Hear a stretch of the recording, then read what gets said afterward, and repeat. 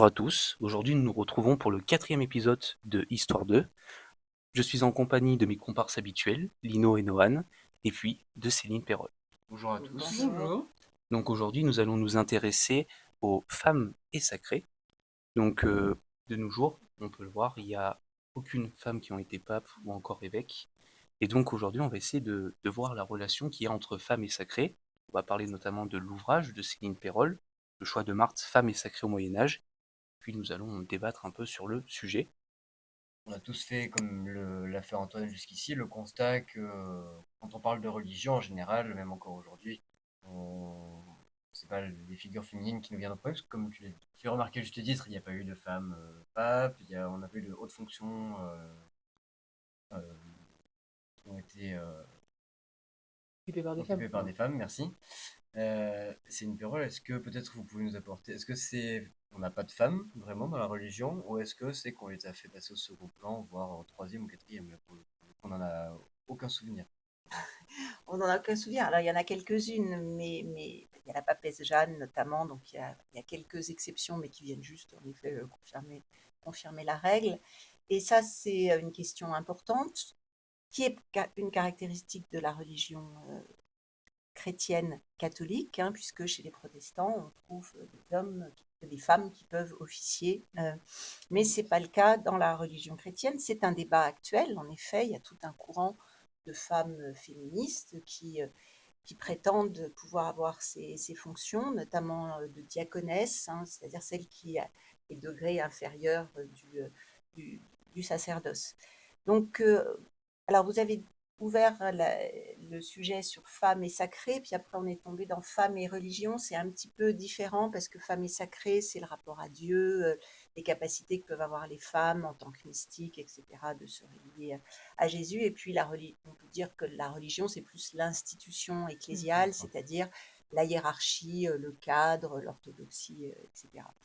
Et ça, c'est quelque chose. Alors, vous me disiez, ouais, mais est-ce que c'est vrai? Pourquoi? Il faut remonter à la Bible et il faut remonter aux évangiles. Et ce que l'on voit, c'est que dans les évangiles, il y a des femmes qui sont proches de Jésus. Il y en a même beaucoup, hein. Il y a même un livre qui a été écrit qui disait Jésus est un homme qui aimait les femmes. Alors, ça ne veut pas dire qu'il avait un harem, hein, bien sûr que non. Mais ça veut dire que on parle souvent des apôtres. Il y a 12 apôtres, c'est des hommes, mais il y aurait très bien pu avoir des femmes, hein. Marie-Madeleine et celle qui m'a intéressée, sa sœur Sainte-Marthe, auraient pu être reconnues comme des femmes apôtres. Donc il y a eu un nettoyage, hein, comme bien souvent, après, dès les premiers siècles du Moyen-Âge, grâce notamment, moi je dis toujours merci Saint-Paul, hein, parce que dans le discours misogyne sur les femmes, Saint-Paul il joue un rôle important. Puis il y a eu ces fameux pères de l'Église qui ont euh, donné un rôle passif en fait aux femmes, mais c'est pas elles qui encadrent et c'est pas elles qui jouent un rôle important, alors qu'on sait très bien que la religion chrétienne s'est diffusée surtout grâce aux femmes, parce qu'il y avait les proches de Jésus, comme je vous l'ai dit, et notamment Sainte Marthe. Qui est-ce qui accueillait Jésus? Qui est-ce qui lui faisait à manger, hein, quand il prenait la route là, pendant les 3 dernières années de sa vie? C'est Sainte Marthe, hein. Qui est-ce qui va aussi accueillir les apôtres quand ils vont répandre la parole du Christ? Ce sont des femmes, notamment des veuves, qui vont être des femmes qui vont être les premières à se convertir, et parce qu'elles n'avaient plus de charge de famille, vont ouvrir leur maison, hein, qui était grande, pour accueillir les premiers chrétiens. Donc on sait que ces femmes et que les maisons des femmes ont joué un rôle très important dans la diffusion de la religion chrétienne. Est-ce que il existe des figures féminines de poids dans les textes sacrés? Parce qu'on parle de femmes et sacrées, mais est-ce qu'on a vraiment des femmes qui sont très importantes et qui sont omniprésentes dans les textes sacrés? Alors, vous avez bien sûr, tout d'abord, la Vierge. Eh bien oui, hein, parce que la particularité de la religion chrétienne, c'est que le Messie est arrivé, qu'attendaient les Juifs et qu'attendent encore les Juifs. Le Messie est arrivé grâce à une femme, puisque Jésus est né du ventre de Marie. Donc, importance fondamentale de la Vierge. Et puis on a eu au cours du Moyen Âge des retours de ce qu'on appelle le culte marial, c'est-à-dire du culte de la Vierge, hein, au XIIIe siècle et puis de nouveau au XVe. Donc il y a eu plusieurs périodes comme ça, mais regardez la production artistique du Moyen Âge, hein, les Vierges à l'enfant dominent largement. Donc la première, certainement, c'est la Vierge. Mais la Vierge, elle est quand même particulière, déjà parce qu'elle est vierge, hein, elle a quand même procréé et accouché en restant vierge, donc c'est quand même pas un modèle accessible pour les femmes.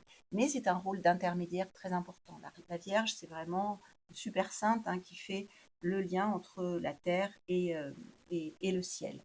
Et puis j'ai parlé tout à l'heure de Marie-Madeleine, qui en général est un personnage qu'on connaît assez bien, hein, grâce ou à cause de Dan Brown, je ne sais pas, mais aussi il y a toute une culture populaire autour de Marie-Madeleine. Et puis moi, celle qui m'a intéressée, c'est Marthe, dont on parle moins, et qui a fait l'objet de légendes en latin, et puis ensuite de légendes italiennes qui m'ont plus particulièrement intéressée, et qui a un rôle important dans les évangiles, et ensuite dans la culture chrétienne.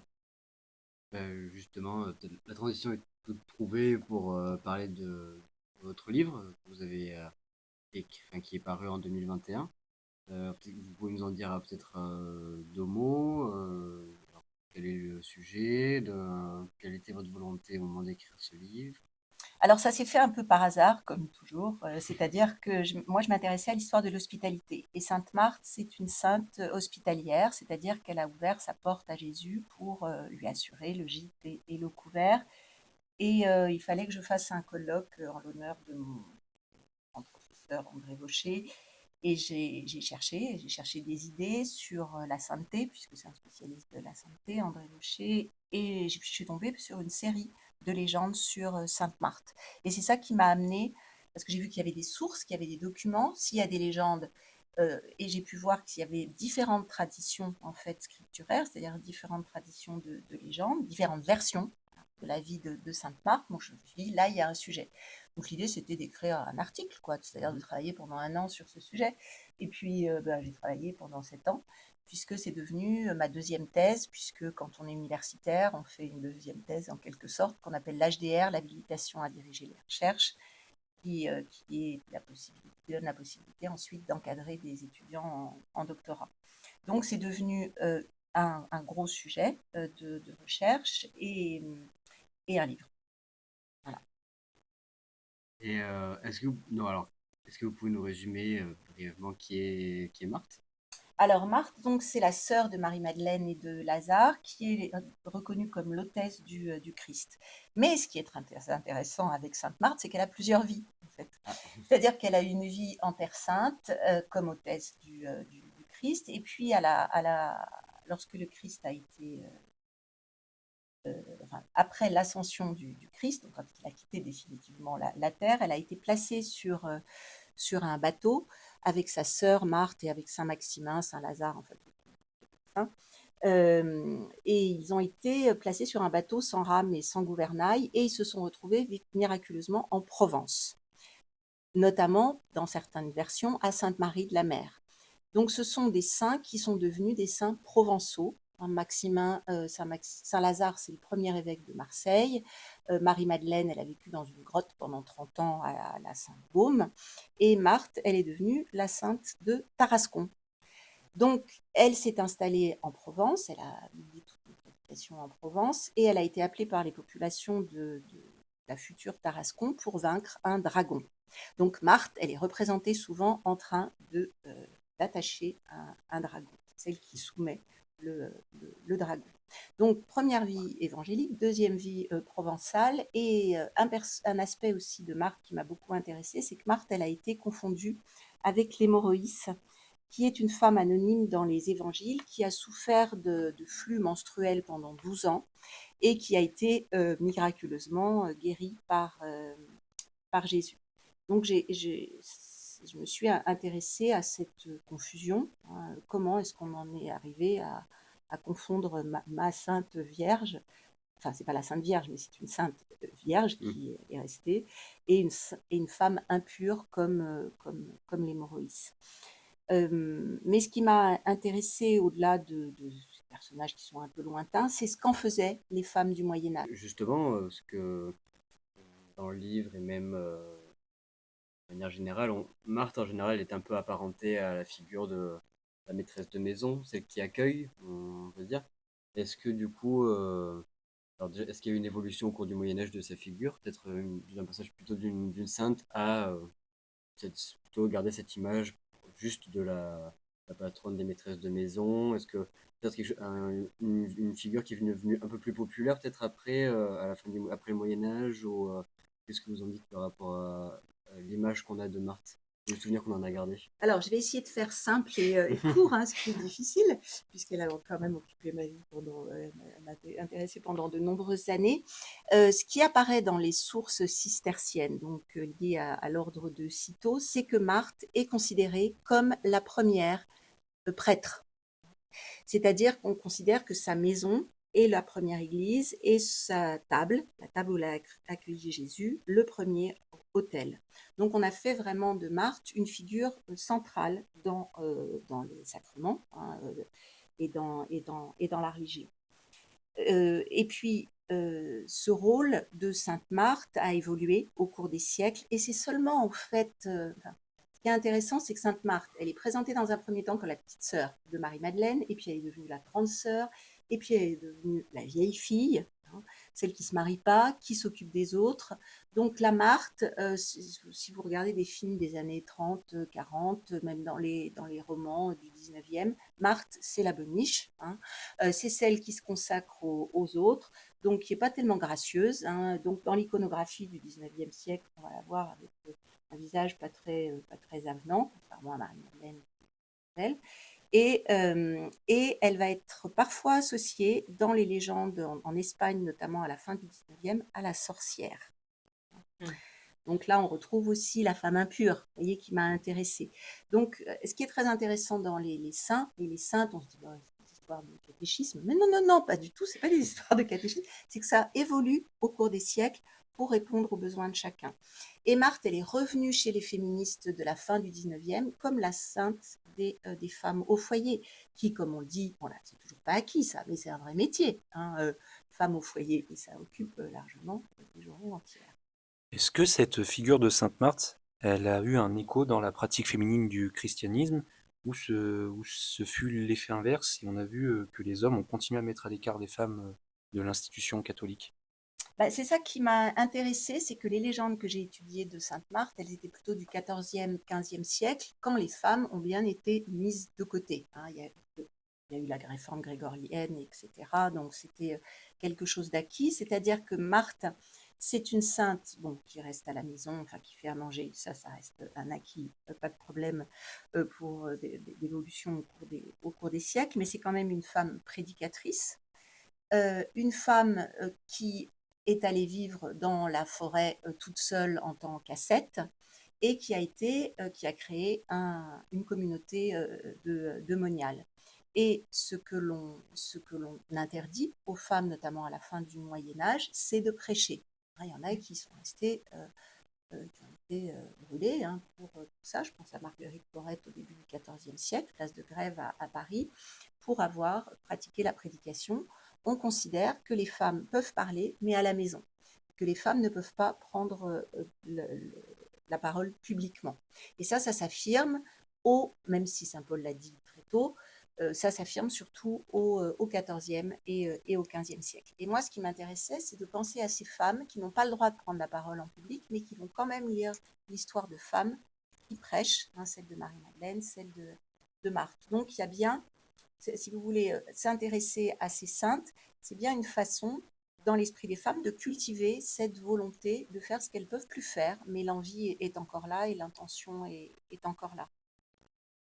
C'est comme l'ascétisme, une femme ne peut pas aller dans la forêt pour manger, se nourrir de racines, parce que dans la forêt, il y a le loup, c'est-à-dire le danger. Donc les femmes, elles vont être recluses, c'est-à-dire qu'elles vont être enfermées dans une toute petite pièce au centre des villes, mais elles doivent toujours être contrôlées.